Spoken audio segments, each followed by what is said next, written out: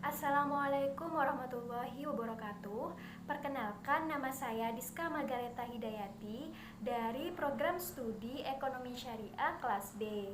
Nah, di sini saya akan memberikan sedikit ulasan mengenai SBSN. Nah, untuk pengertian SBSN sendiri yaitu surat berharga negara yang diterbitkan berdasarkan prinsip syariah sebagai bukti atas penyertaan aset SBSN baik dalam mata uang rupiah maupun valuta asing. Nah, tema ulasan saya hari ini yaitu SBSN memperkuat kemampuan pemerintah dalam membiayai defisit APBN. Nah, untuk yang pertama yaitu hubungannya dengan pertumbuhan ekonomi. Nah, SBSN ini memiliki hubungan dua arah dengan pertumbuhan ekonomi, terutama di negara muslim terbesar yang ada di dunia.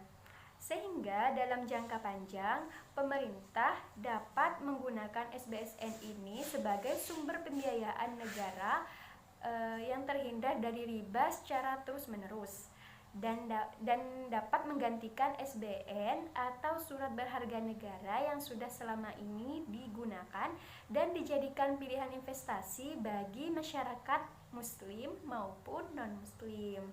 Nah, untuk yang kedua yaitu hubungannya dengan perdagangan internasional.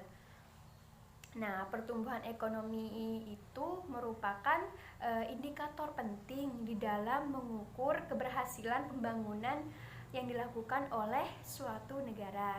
Nah, penerbitan SBSN di pasar internasional ini juga menandai eksistensi serta mengkokohkan posisi Indonesia di pasar internasional. Dan juga dengan keikutsertaan Indonesia, Filipina maupun Thailand dapat di dalam melakukan kerjasama antar negara atau ASEAN dapat mendorong adanya integrasi ekonomi. Nah, dengan adanya integrasi ekonomi ini dapat mendorong adanya perdagangan internasional dan arus kas masuk modal dari luar wilayah negara. Nah, untuk yang ketiga yaitu hubungannya dengan perekonomian Indonesia. Nah, dalam pengelolaan perekonomian suatu negara, kebijakan fiskal dan moneter merupakan kebijakan tandem yang dijalankan bersama agar kondisi perekonomian mencapai tujuan yang diinginkan. Nah, instrumen utama yang digunakan pemerintah untuk meraih target penerimaan fiskal yaitu pajak.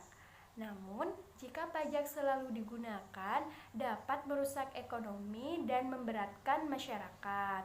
Nah, oleh karena itu, SBSN ini merupakan pilihan efektif karena dengan menggunakan instrumen SBSN ini sebagai sumber pembiayaan atau pendanaan dapat mempercepat pembangunan ekonomi tanpa harus mengandalkan pajak.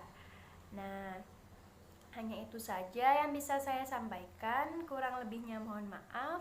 Wabillahi taufik wal hidayah. Wassalamualaikum warahmatullahi wabarakatuh.